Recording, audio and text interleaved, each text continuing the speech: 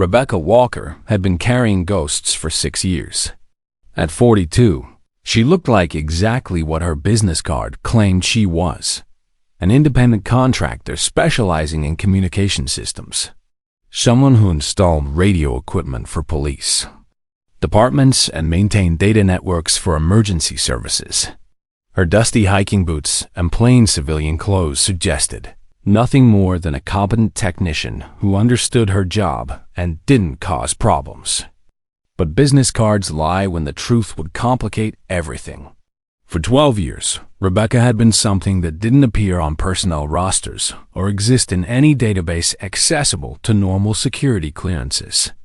She'd been an embedded operator with Delta Force support operations, handling covert communications, extraction logistics, and field intelligence coordination.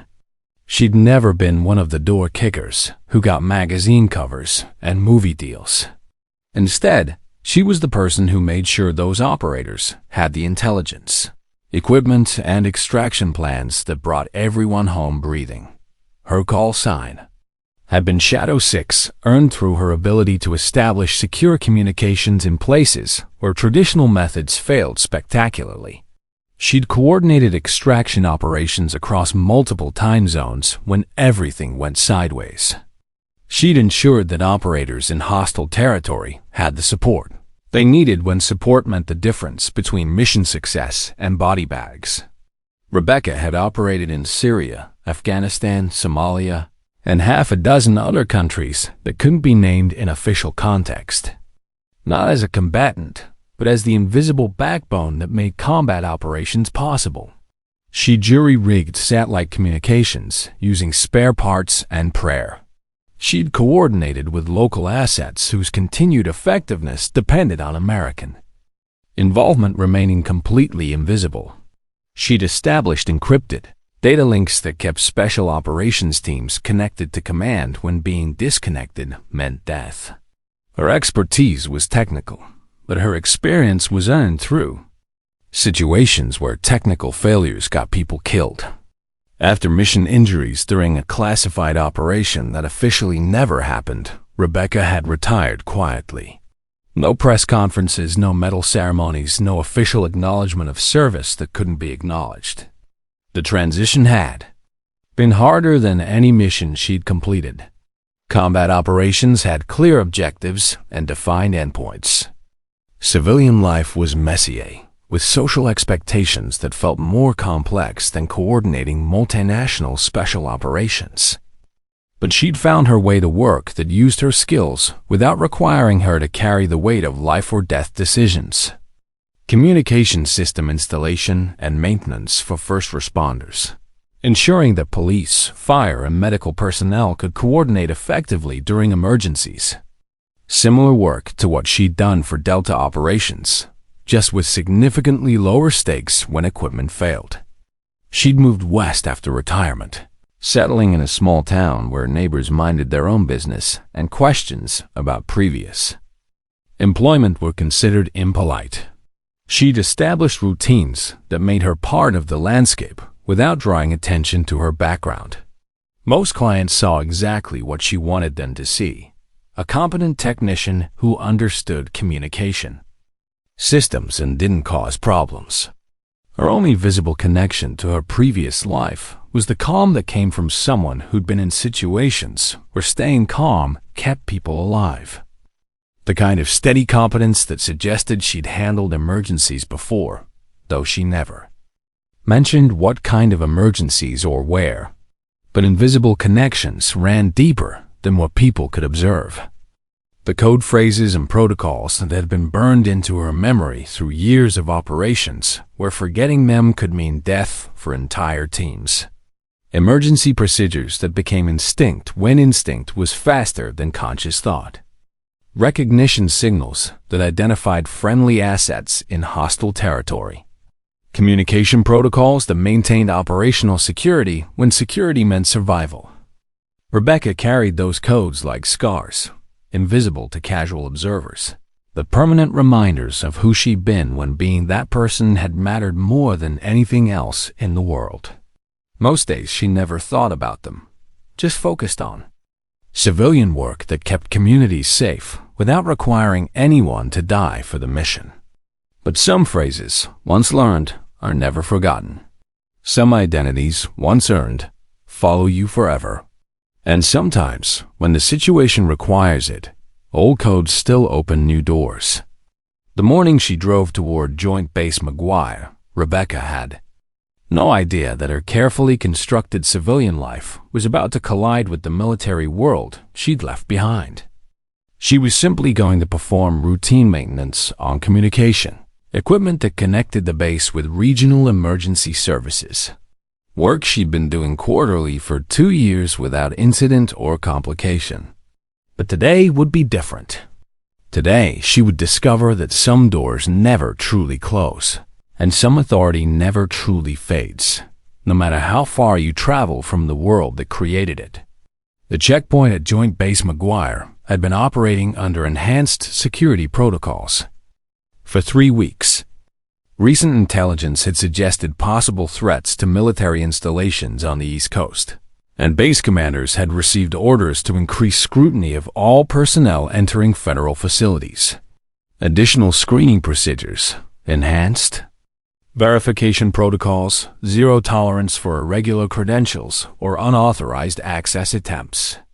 Sergeant Michael Torres had been assigned to the main gate for 2 weeks, part of the security enhancement that brought fresh personnel to positions where experience might have created complacency.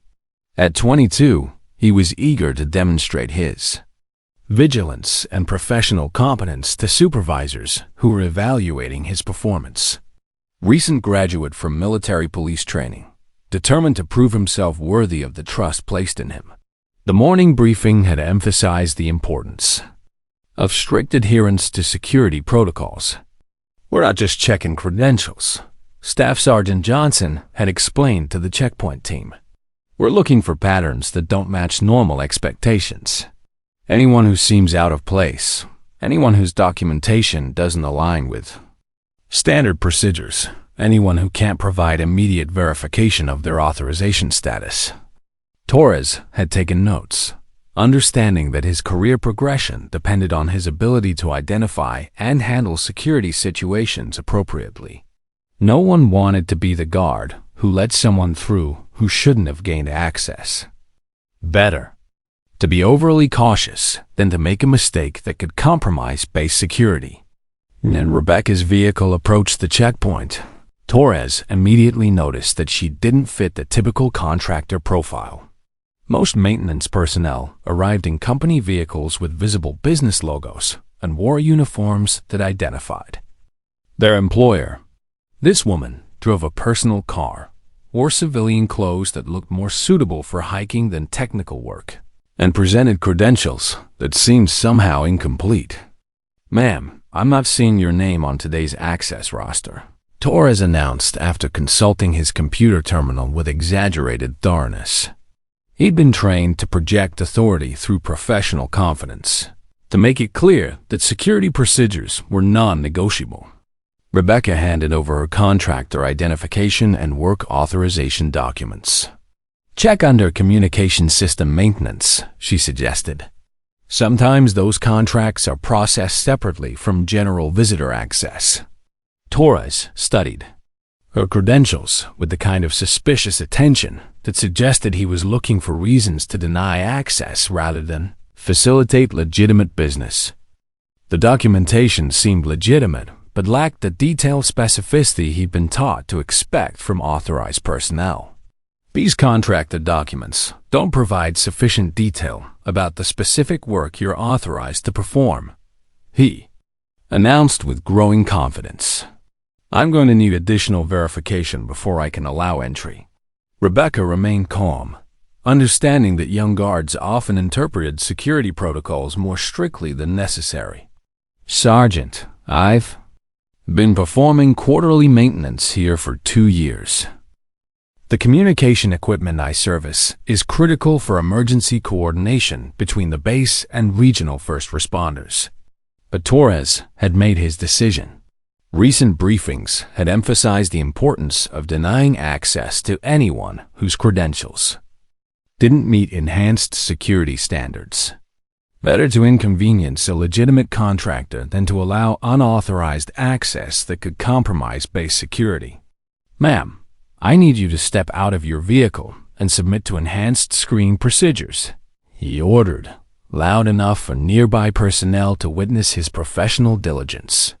Rebecca complied without argument, understanding that resistance would escalate a situation that could be resolved more efficiently through cooperation.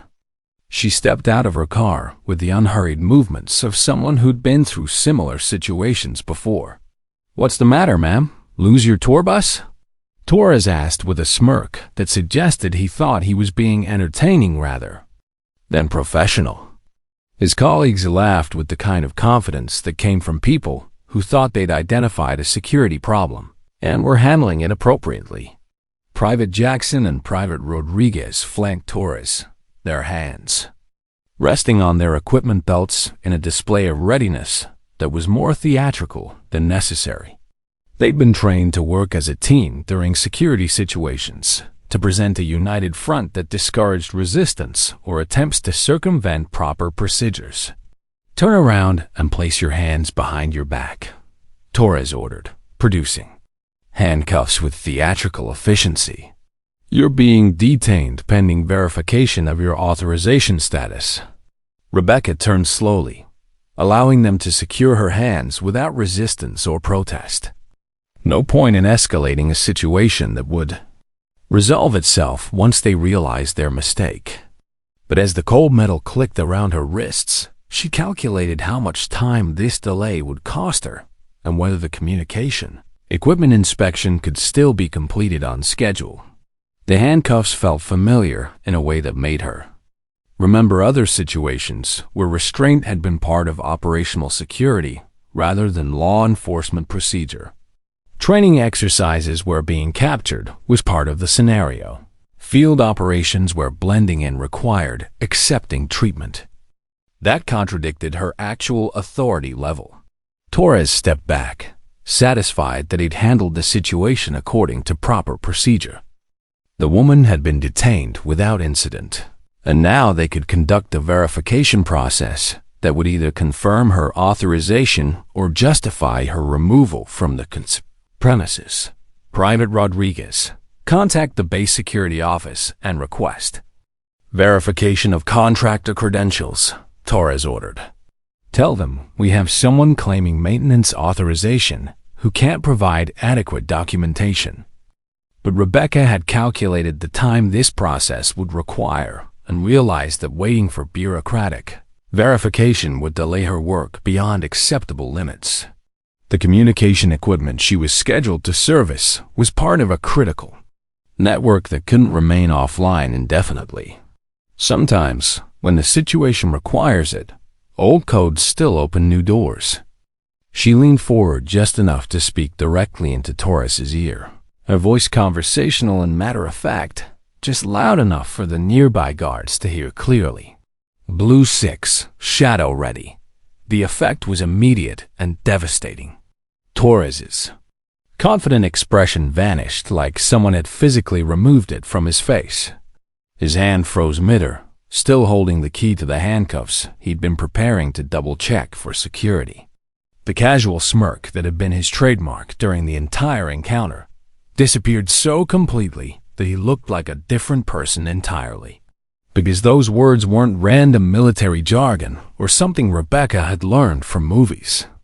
They were a specific operational code phrase used by Delta Force communication specialists to identify themselves to support personnel during classified operations. A phrase that wasn't written in any manual or training document because it was compartmentalized information known only to people who'd worked directly with Tier 1 Special Operations units. "Jesus Christ," Private Rodriguez whispered, staring at Rebecca like she'd just spoken in a language he recognized but didn't understand. She just used a Delta identification code. Torres's hands were shaking as he fumbled with the handcuff key. Professional composure completely abandoned, replaced by the kind of nervous respect that came from realizing you just detained someone whose credentials exceeded your authority by several categories.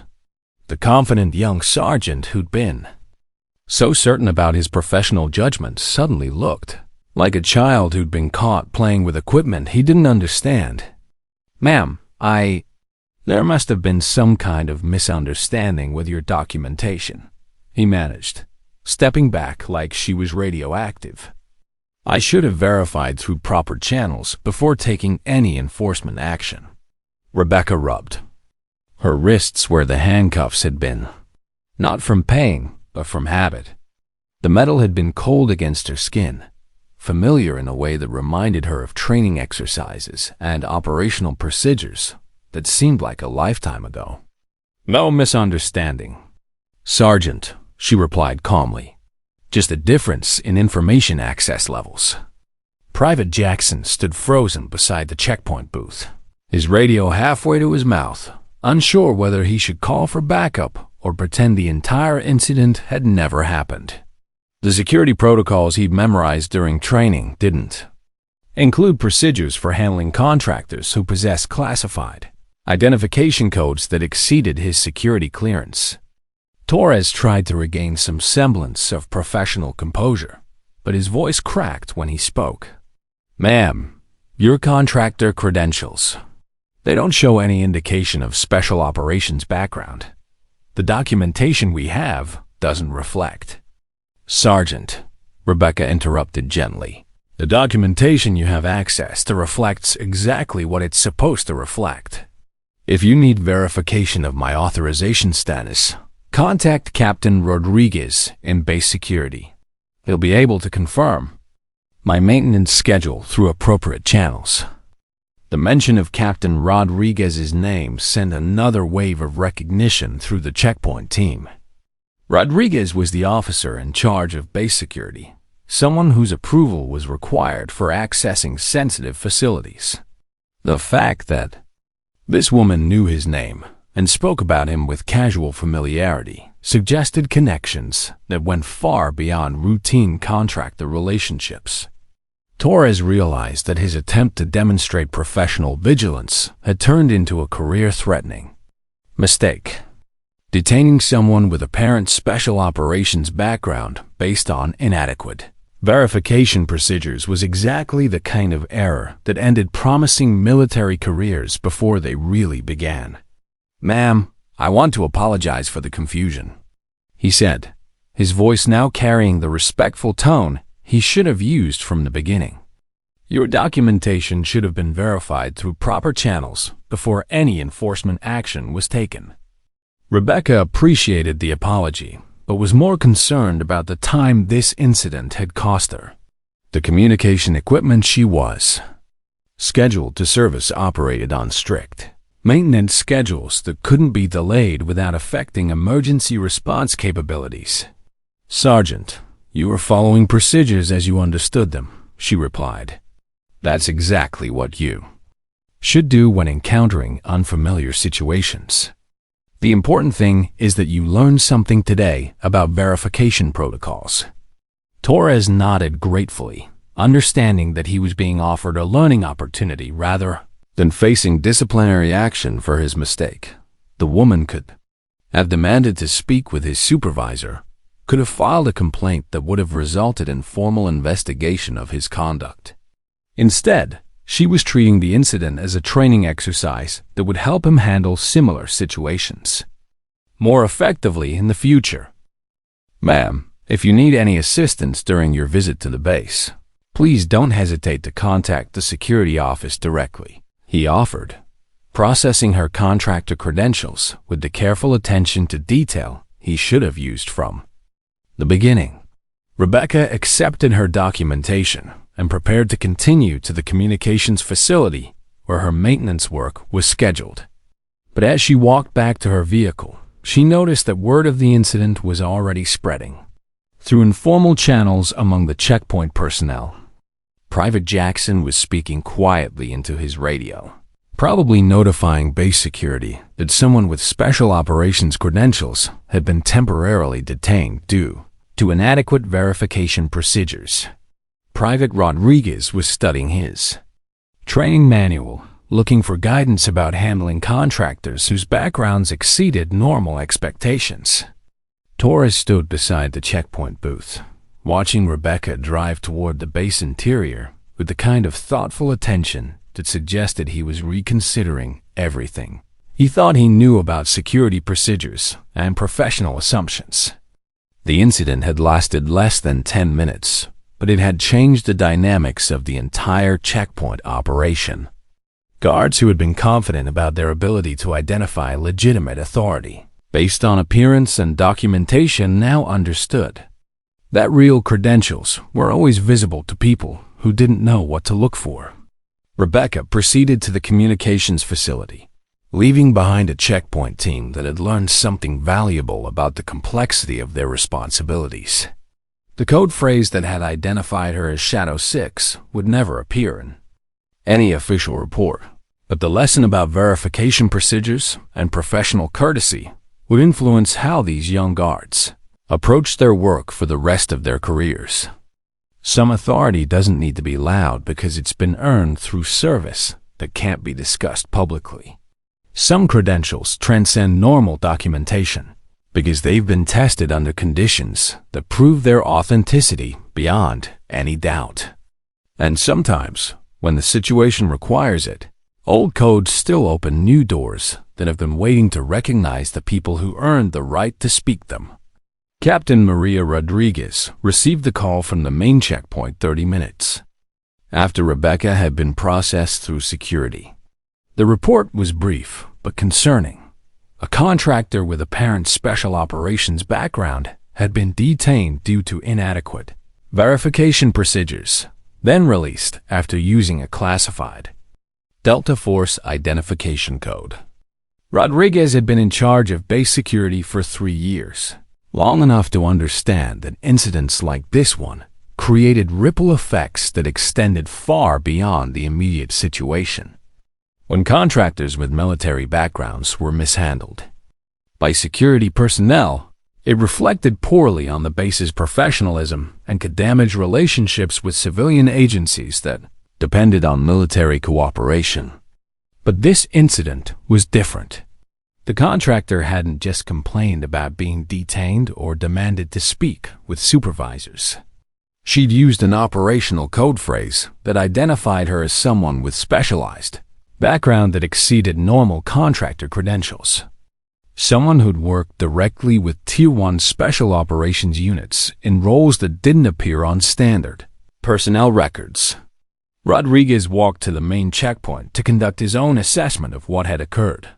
He found Sergeant Torres standing beside the security booth, studying his computer terminal with the kind of intense concentration that suggested he was trying to understand how a routine security check had turned into a potential diplomatic incident. "Sergeant, walk me through what happened," Rodriguez ordered, his tone professional but not accusatory. He'd learned that security incidents were best investigated through understanding rather than blame, especially when young personnel were involved. Torres explained the sequence of events with painful detail, acknowledging that he'd made enforcement decisions based on incomplete information rather than conducting proper verification procedures. "Sir, her contractor credentials didn't match our standard access roster, and she couldn't provide additional documentation when I requested it. I followed protocol for unauthorized access attempts." "Did you verify her credentials through proper channels before detaining her?" Rodriguez asked, though he already knew the answer from Torres's expression. "No, sir. I made assumptions about her authorization status based on the documentation she presented." Rodriguez nodded, understanding that this was a training opportunity rather than a disciplinary situation. "And when she used the Delta identification phrase, what was your response?" "Sir, I immediately released her and allowed access to the facility because I recognized the significance of that particular code phrase. Everyone who's worked around special operations knows that phrase indicates classification levels that exceed normal contractor credentials." "Sergeant, that identification phrase isn't used by current personnel. Rodriguez explained with the patience of someone teaching survival skills to people who needed to understand the complexity of their responsibilities. It's a legacy code from operations that ended years ago. Someone using it correctly has background that goes far beyond normal contractor experience. He paused, letting that information sink in before continuing. In the future, when you encounter credentials that don't match standard patterns, you verify through appropriate channels before taking enforcement action. You don't detain first and ask questions later. Torres absorbed the lesson with the kind of serious attention that suggested he understood the career implications of his mistake. Sir, how do I recognize legitimate authority when it doesn't look like what I expect it to look like? That's exactly the right question, Rodriguez replied. Real authority often appears in forms that don't match textbook examples. Some of the most important people who visit this base look like ordinary civilians because their work requires them to blend in rather than stand out. Rodriguez spent the next hour conducting informal interviews with the checkpoint team, understanding that the incident had created uncertainty about security procedures that needed to be addressed before it affected their performance. He discovered that recent emphasis on enhanced security protocols had created an environment where guards were more focused on denying access than facilitating legitimate business. Military contracting involves people with diverse backgrounds, he explained during an impromptu training session. Some contractors have specialized experience that isn't reflected in standard documentation. When you encounter unfamiliar credentials, you verify rather than assume. The checkpoint team learned that professional courtesy made everyone's job easier and more efficient while reducing the risk of embarrassing mistakes. That respect was something you offered proactively rather than something you withheld until people proved they deserved it. Rodriguez contacted the communications facility manager to ensure that Rebecca's maintenance work hadn't been disrupted by the security incident. He learned that she'd completed her equipment inspection without mentioning the checkpoint encounter, conducting her work with the same professional competence she demonstrated during previous visits. The incident report Rodriguez filed was deliberately brief, focusing on training opportunities rather than disciplinary action. He understood that creating an environment where young guards were afraid to make security decisions would be more dangerous than accepting occasional mistakes as part of the learning process. But he also sent a message through informal channels to security supervisors at other installations, sharing practical guidance about recognizing legitimate authority, even when it appeared in unexpected forms. Military contracting involved people with backgrounds that transcended normal documentation, and security personnel needed to understand the complexity of their responsibilities. The checkpoint developed a reputation for thorough but respectful processing that made it a preferred entry point for contractors and visiting officials. People appreciated being treated like professionals instead of potential security threats, and word spread through informal networks about the base's commitment to professional courtesy. Torres became something of a teaching example for new military police personnel, not as someone who'd made a serious mistake, but as someone who'd learned valuable lessons about verification procedures and professional assumptions. His experience was shared during training sessions as guidance about recognizing the difference between following procedure and making assumptions.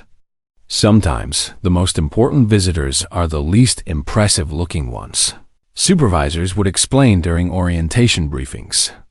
Real authority doesn't need to announce itself because it's been earned through service that can't be discussed publicly. New guards learned that some contractors carried credentials and experience that exceeded normal expectations. That authority came in many forms, some of which operated beyond normal visibility. Understanding that developed through experience, rather than classroom instruction. Knowledge that was earned through direct encounter with situations that challenged preconceived notions. The incident had become institutional memory, that influenced how an entire generation of security personnel approached their work. Understanding that some visitors carried backgrounds that transcended normal documentation, that real credentials weren't always visible to people who didn't know what to look for. Rebecca continued her communication system maintenance work throughout the region, contributing her expertise without seeking recognition or explanation of how she'd acquired such specialized knowledge. The code phrases she'd learned during 12 years of special operations support remained locked in her memory, available when needed, but otherwise invisible to people who didn't need to know about them. 3 months after the checkpoint incident, Rebecca received a call that would test whether institutional memory had truly taken root, or if the lessons learned by one security team would remain isolated to Joint Base McGuire. The call came from Linda Peterson, Emergency Services Coordinator for the state's northern region. "Rebecca, we've got a situation developing at Camp Williams," Linda explained. "Their primary communication array went down during last night's storm, and they're operating on backup systems that aren't adequate for coordinating with civilian emergency services. We need someone with your expertise to get their systems back online before the weather gets worse." Camp Williams was a National Guard facility that Rebecca had never visited, but she knew its reputation. Recently upgraded security protocols, strict access procedures, and a command structure that took no chances with potential threats to military assets. The kind of installation where security personnel were trained to be suspicious first and accommodating second. "Linda, have you coordinated with base security about contractor access?" Rebecca asked, remembering how enhanced security protocols could create complications for routine maintenance visits. "That's handled," Linda replied. "I've spoken with Major Harrison, the base security officer. He's expecting you this afternoon and has instructions to facilitate your access to the communication facility." Rebecca gathered her equipment and prepared for what she hoped would be a routine maintenance visit. But as she drove toward Camp Williams, she couldn't shake the feeling that the enhanced security environment might create complications similar to what she'd experienced at Joint Base McGuire. The approach to Camp Williams was different from other military installations she'd visited. Multiple checkpoints, more guards, and security procedures that seemed designed to discourage casual visitors rather than facilitate legitimate business. The kind of environment where young personnel were trained to view everyone as a potential threat until proven otherwise. When Rebecca reached the main gate, she immediately noticed that the security team was older and more experienced than the guards she encountered at Joint Base McGuire. Staff Sergeant William Brooks had been in charge of base security for 2 years, and his team consisted of personnel who'd worked together long enough to develop efficient procedures for handling routine access requests. "Ma'am, I have you on the access roster for communication system maintenance," Brooks announced after reviewing her credentials. "Major Harrison left specific instructions to facilitate your access to the facility." Rebecca appreciated the professional courtesy, but noticed that Brooks was studying her credentials with more attention than seemed necessary for a routine maintenance visit. The kind of careful examination that suggested he was looking for information that might not be immediately obvious from standard documentation. "Ma'am, I have to ask," Brooks said, his tone respectful but curious. "Are you the same Rebecca Walker who was involved in an incident at Joint Base McGuire a few months ago?" The question surprised Rebecca, though she realized that information about security incidents probably traveled through informal networks among military police personnel.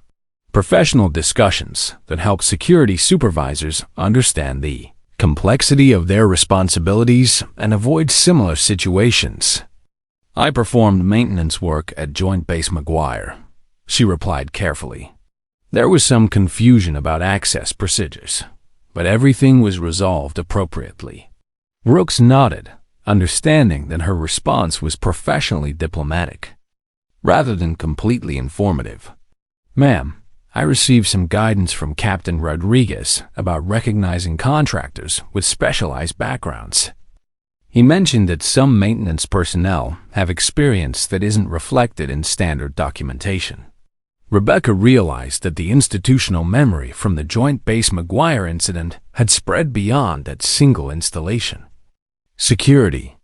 Supervisors were sharing practical guidance about professional courtesy and verification procedures, helping their personnel avoid the kind of mistakes that could damage relationships with civilian agencies. Staff Sergeant, I appreciate you. Professionalism, she replied.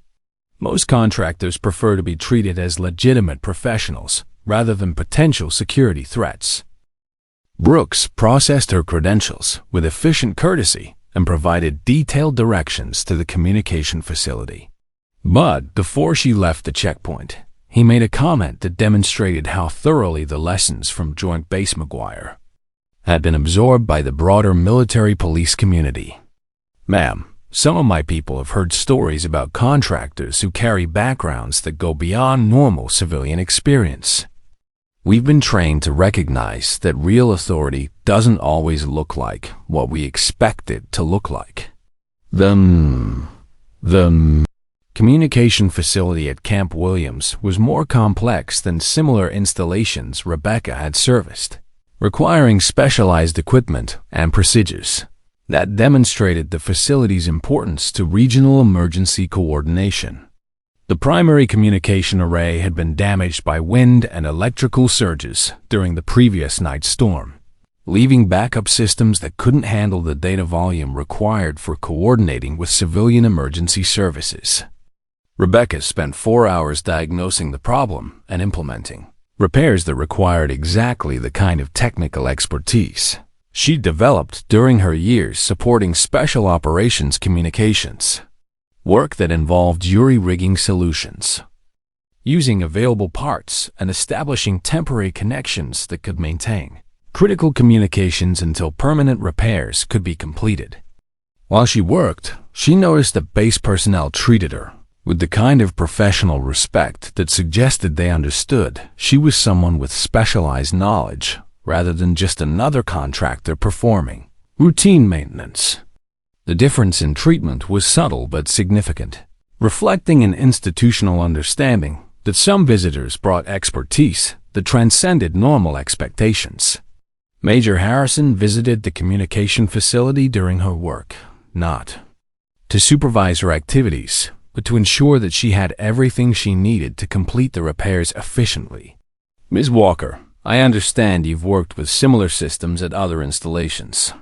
If you need any additional resources or technical support, please don't hesitate to ask.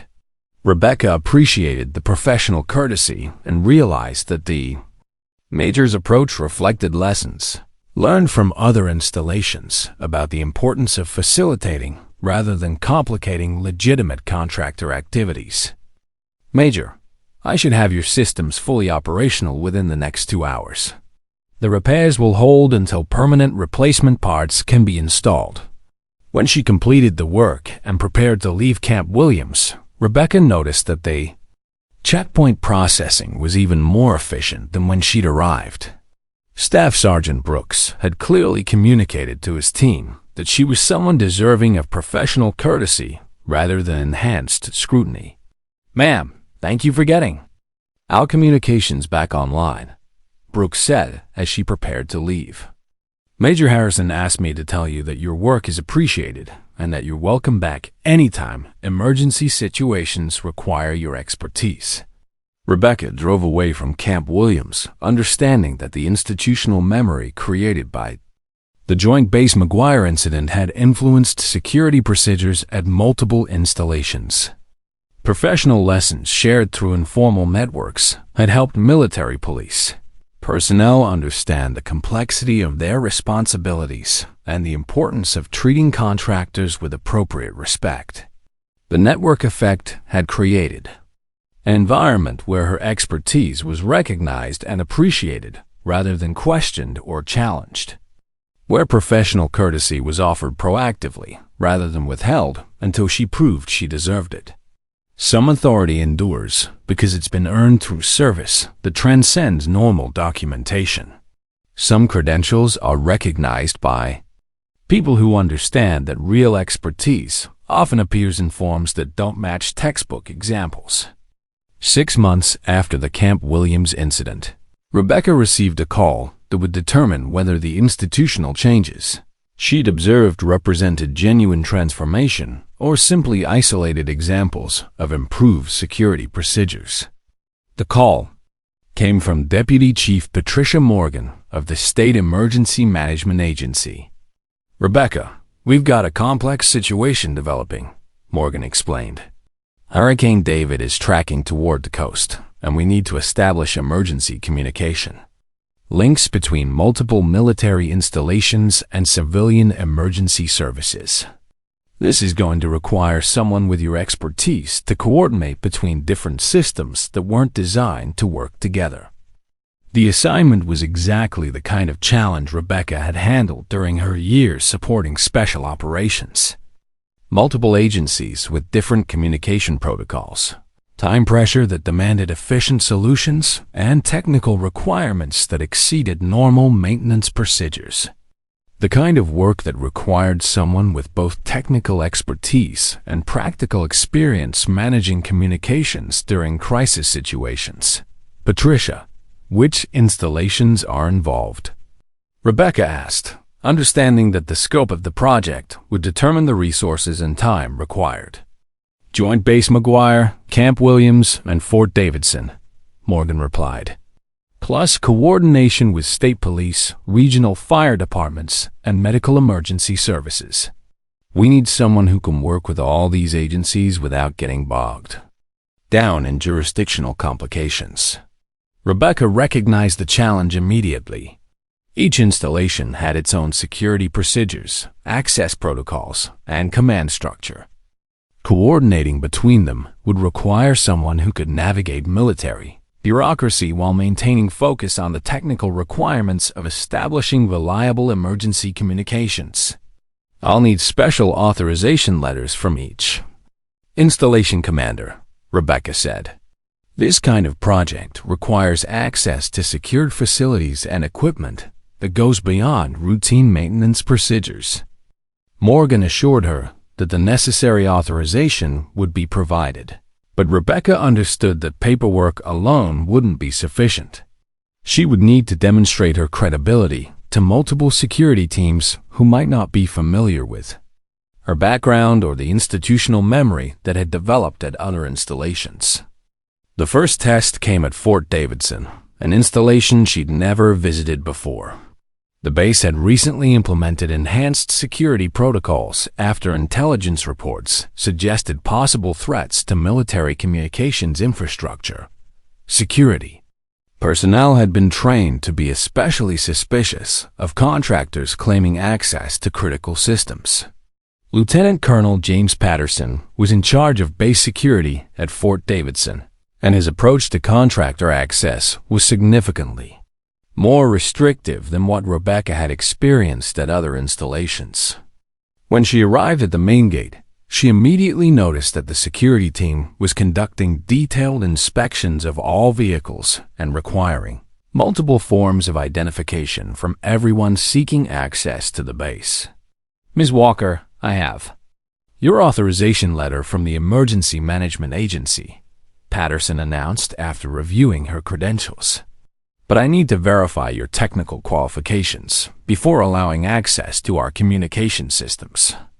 Rebecca presented her contractor credentials and work history, but Patterson studied them with the kind of skeptical attention that suggested he was looking for reasons to deny access rather than facilitate emergency preparations. His approach was professional, but indicated that he hadn't received the kind of guidance about contractor recognition that had influenced the security procedures at other installations. These credentials indicate general communication system experience, Patterson observed, but the authorization letter requests access to classified communication networks that require specialized security clearances. "I'm not seeing documentation that supports that level of access," Rebecca realized that she was facing exactly the kind of bureaucratic obstacle that could delay emergency preparations beyond acceptable limits. Hurricane David was approaching the coast, and establishing emergency communication links couldn't wait for extended verification procedures. Lieutenant Colonel, the emergency communication systems I need to access are the same ones I've been maintaining at Joint Base McGuire and Camp Williams, she explained. This is time-sensitive work that directly supports regional emergency preparedness. But Patterson had made his decision based on strict interpretation of security protocols that didn't account for emergency situations or contractor experience that exceeded normal documentation. Ms. Walker, I'm going to need additional verification of your security clearance status before I can authorize access to classified systems. Rebecca understood that formal verification procedures could take hours or even days, time that couldn't be afforded when hurricane preparations were already behind schedule. She also realized that the institutional memory that had influenced security procedures at other installations hadn't reached Fort Davidson. Sometimes, when the situation requires it, old codes still open new doors. She leaned forward and spoke directly to Patterson, her voice carrying the calm authority of someone who coordinated emergency communications under significantly more challenging conditions. Lieutenant Colonel, I need you to contact Captain Rodriguez at Joint Base McGuire or Staff Sergeant Brooks at Camp Williams. They can provide verification of my background and authorization status. Patterson's expression shifted slightly, recognizing that she was offering specific contacts rather than making general claims about her credentials. Ms. Walker, are you suggesting that personnel at other installations can vouch for your security clearance status? I'm suggesting that they can provide information about my technical capabilities and previous work that supports emergency communication operations. Rebecca replied. This isn't about security clearances. This is about getting critical systems operational before a hurricane makes landfall. Patterson made the calls, speaking first with Captain Rodriguez and then with Staff Sergeant Brooks. Rebecca couldn't hear the conversations, but she noticed that Patterson's demeanor changed significantly as he received information about her background and the quality of her work at other installations. Ms. Walker, I apologize for the delay, Patterson said after completing his calls. Captain Rodriguez provided strong recommendations about your technical expertise and professionalism. Staff Sergeant Brooks confirmed that you successfully completed similar emergency communication projects. Rebecca appreciated the professional courtesy, but was more concerned about the time lost to verification procedures. Hurricane David was approaching the coast, and emergency communication links needed to be established before weather conditions made outdoor work impossible. Lieutenant Colonel, I understand your security concerns, she replied, but we need to focus on getting critical systems operational before the hurricane arrives. Patterson processed her credentials with efficient courtesy and provided detailed directions to the communication facility. But before she left the checkpoint, he made a comment that demonstrated his understanding of the lesson he'd learned. Ms. Walker, I realize that emergency situations require flexibility in our procedures. In the future, I'll make sure my team understands that some contractors bring experience that goes beyond standard documentation. The communication facility at Fort Davidson was the most complex installation Rebecca had ever worked with, requiring coordination between multiple networks that had been designed by different agencies with different security protocols. The technical challenge was exactly the kind of problem she'd solved during her years supporting special operations communications. She spent 8 hours establishing communication links between Fort Davidson, Joint Base McGuire, Camp Williams, and civilian emergency services. Work that required not just technical expertise, but practical experience managing communications during crisis situations when system failures could have life or death consequences. When she completed the work, Rebecca had created a communication network that allowed all agencies to coordinate their hurricane response efforts through secure, reliable connections that would remain operational, even if some systems were damaged by the storm. Lieutenant Colonel Patterson visited the communication facility as she was finishing her work, not to supervise her activities, but to thank her for her contribution to the base's emergency preparedness. "Ms. Walker, I want to apologize for the initial delay in processing your access," he said. "I've learned something important today about recognizing expertise that doesn't always appear in standard documentation." Rebecca appreciated the apology and understood that Patterson had learned the same lesson that had influenced security procedures at other installations. Real authority didn't always look like what people expected it to look like, and professional courtesy was more effective than excessive scrutiny. Hurricane David made landfall 18 hours after Rebecca completed the emergency communication network.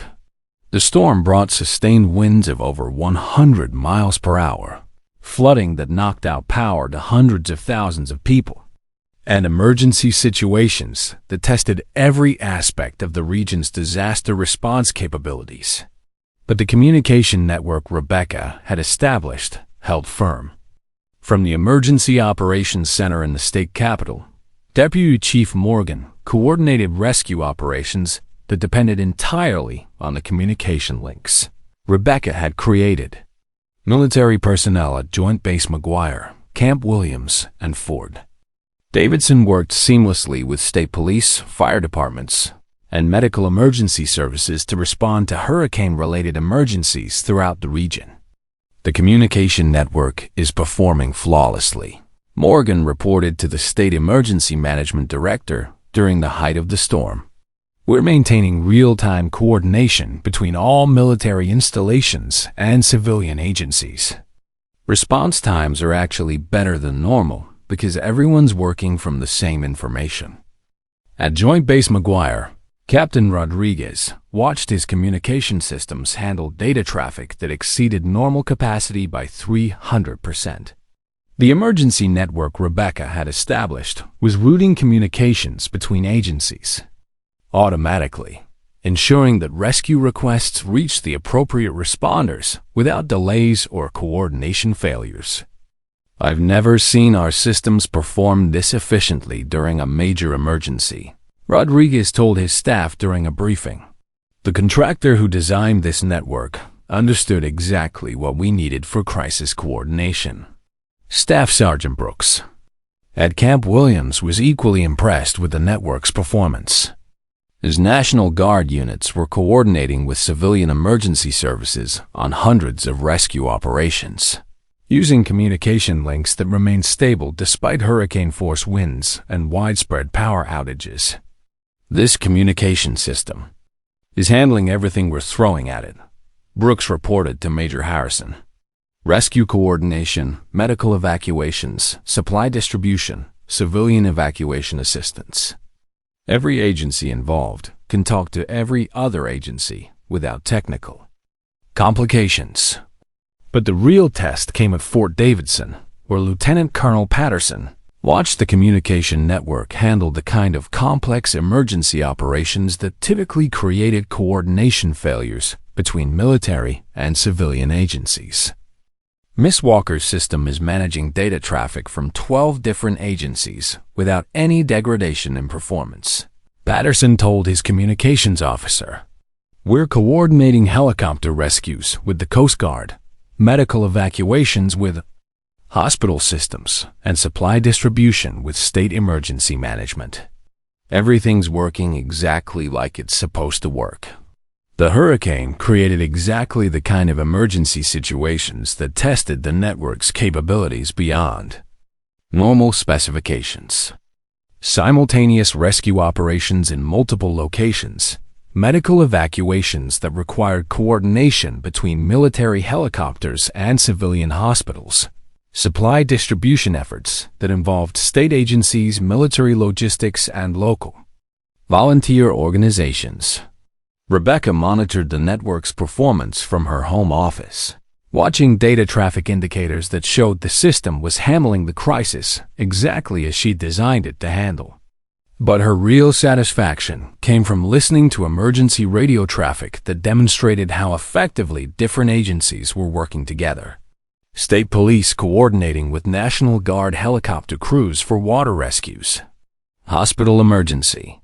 Departments communicating directly with military medical evacuation teams. Fire departments sharing resource information with military logistics coordinators. The kind of seamless cooperation that was only possible when everyone could communicate reliably with everyone else. All stations, this is emergency operations. Center, Morgan's voice came across the network during the storm's peak intensity. Current rescue operations are proceeding on schedule thanks to excellent coordination between all participating agencies. Communication systems are performing at maximum efficiency. The network handled over 2,000 emergency communications during the first 24 hours of hurricane response operations.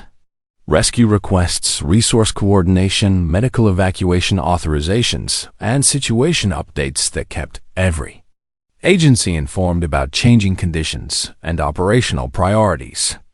When Hurricane David finally moved out to sea, the after-action reports from every participating agency praised the communication network's performance.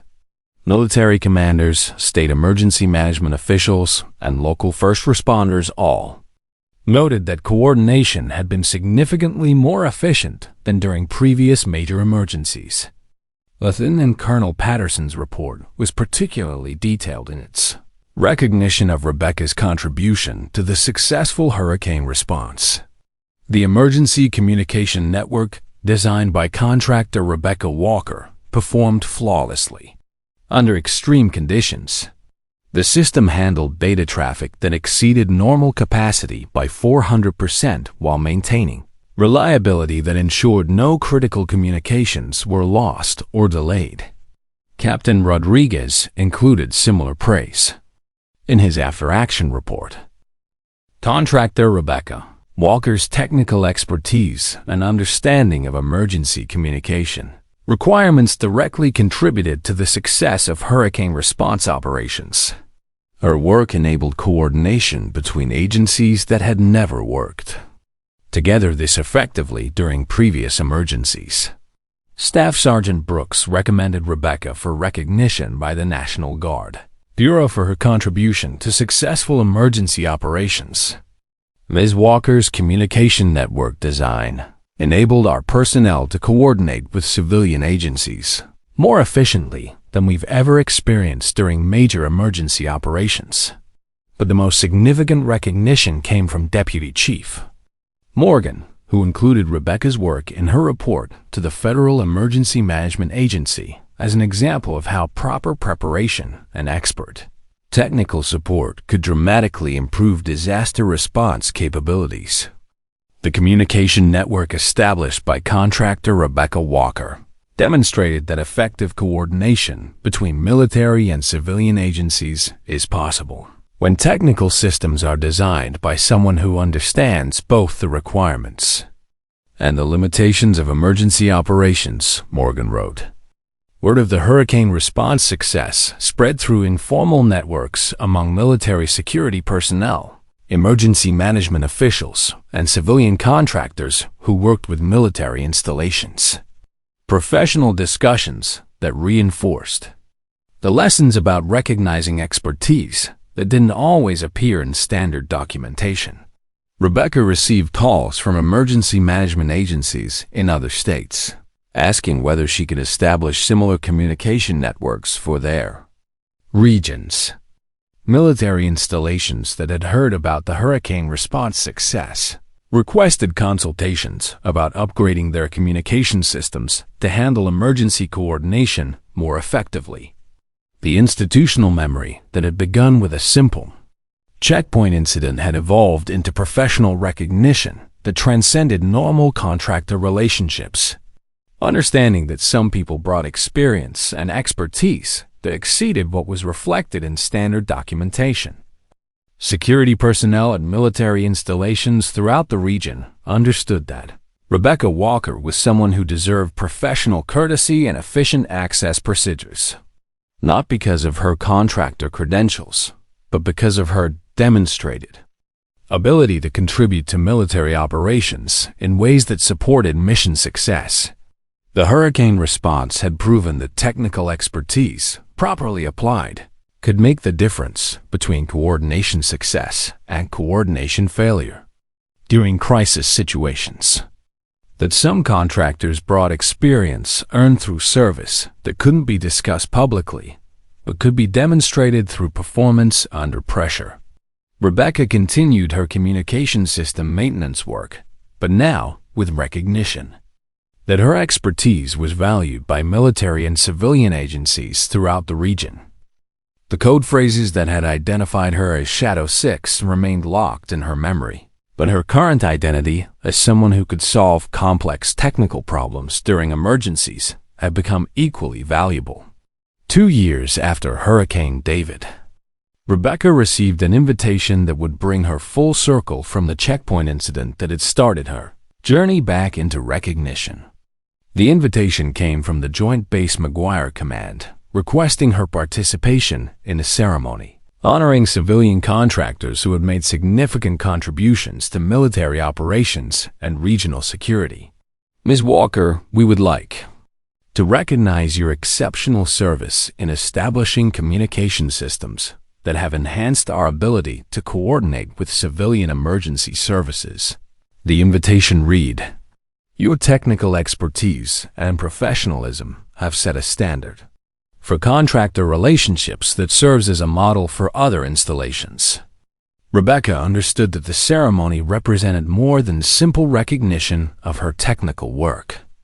It was acknowledgement that her contribution to military operations transcended normal contractor relationships, that her expertise had influenced how military installations throughout the region approached emergency preparedness and interagency coordination.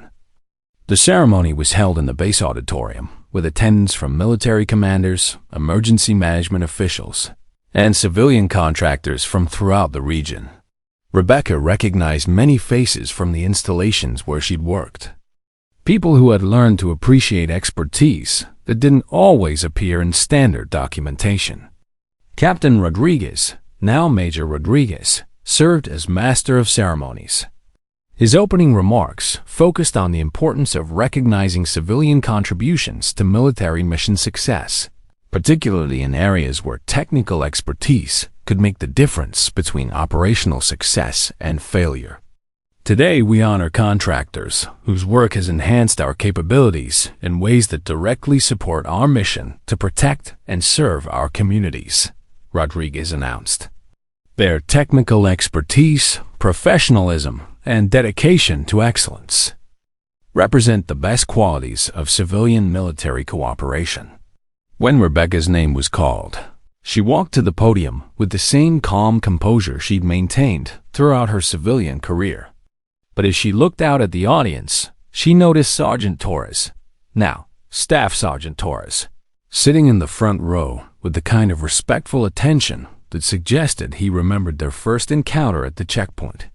"Ms. Rebecca Walker," Major Rodriguez announced, in recognition of exceptional technical expertise in designing and maintaining communication systems that have enhanced coordination between military installations and civilian emergency services.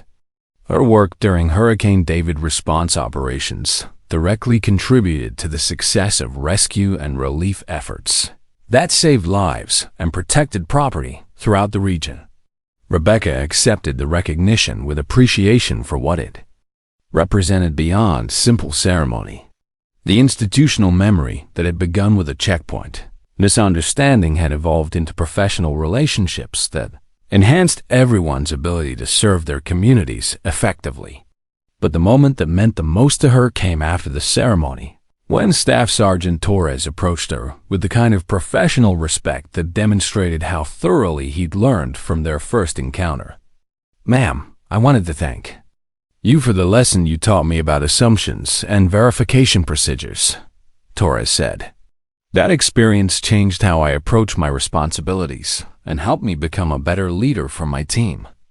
Rebecca appreciated his words but was more impressed by what they represented about his professional development. Staff Sergeant, you learned exactly what you needed to learn about treating people with respect until you have reason to do otherwise. That's made you more effective at your job and helped create an environment where legitimate business gets conducted efficiently. Torres nodded, understanding that the lesson had been about more than just security procedures. Ma'am, I've shared that experience with new personnel as an example of why professional courtesy is always the right approach. We've had several contractors tell us that our checkpoint processing is the most respectful they've experienced at any military installation. The conversation was interrupted by Lieutenant Colonel Patterson, who had traveled from Fort Davidson to attend the ceremony. His presence demonstrated how the network of professional relationships Rebecca had developed extended throughout the region's military installations. Ms. Walker, I wanted to personally thank you for your patience during our first encounter, Patterson said. The lesson you taught me about recognizing expertise that doesn't appear in standard documentation has influenced how we approach contractor relationships at Fort Davidson. Rebecca appreciated the recognition, but was more interested in what it suggested about lasting institutional change. Lieutenant Colonel, the important thing is that military installations throughout the region now have communication systems that can handle emergency coordination more effectively. That benefits everyone who depends on reliable emergency services. Staff Sergeant Brooks from Camp Williams joined the conversation, completing the group of security leaders who had learned to recognize her expertise through direct experience rather than documentation review. Ma'am, the communication network you established for hurricane response has become our model for all emergency preparedness planning, Brooks reported. We've used similar designs for coordinating with civilian agencies during training exercises and smaller emergencies. The results have consistently exceeded our expectations. The gathering represented something that Rebecca had never expected when she'd retired from special operations support, a professional legacy that enhanced military capabilities while contributing to civilian safety. Her technical expertise, originally developed for classified operations that couldn't be acknowledged, had found new purpose in work that could be celebrated publicly. Deputy Chief Morgan approached the group, carrying a folder that contained documentation Rebecca hadn't expected to see. Rebecca, I have something for you that I think you'll appreciate, Morgan said, opening the folder to reveal a letter from the Federal Emergency Management Agency. FEMA has approved funding for a regional communication network based on the design you created for Hurricane David response. We're going to establish permanent emergency coordination capabilities throughout the entire East Coast region.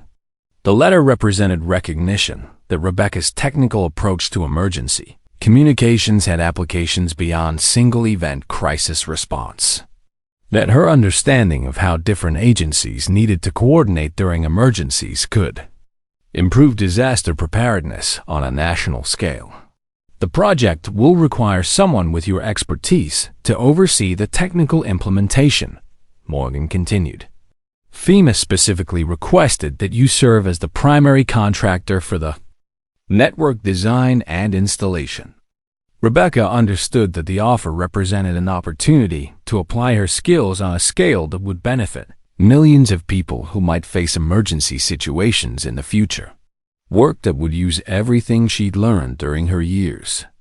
Supporting special operations applied to civilian purposes that could be acknowledged and celebrated.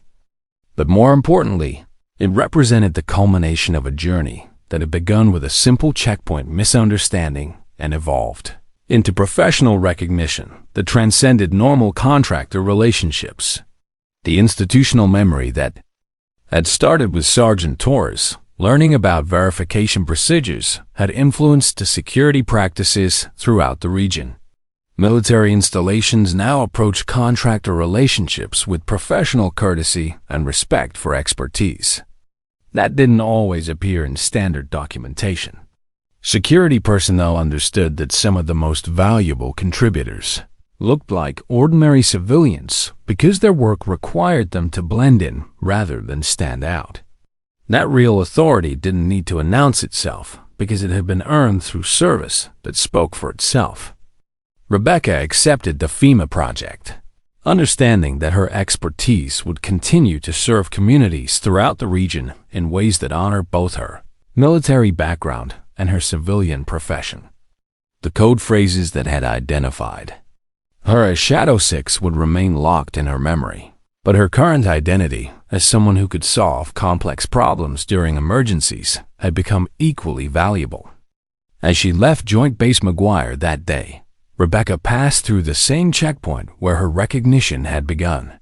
Staff Sergeant Torres was on duty, processing contractors and visitors with the professional courtesy that had become the installation's standard. "Ma'am, have a good day," Torres said as he processed her departure credentials. "Thank you for everything you've done for our community." Rebecca appreciated the sentiment, but understood that the real achievement was the institutional change that would benefit future contractors and military personnel who work together to serve their communities. Some authority endures because it's been earned through service that transcends documentation. Some expertise is recognized by people who understand that the most important contributions often come from those who work quietly and effectively, without seeking recognition. The checkpoint incident that had begun with misunderstanding had evolved into professional relationships that enhanced everyone's ability to serve effectively. Understanding that had been tested under pressure and proven through performance during actual emergencies.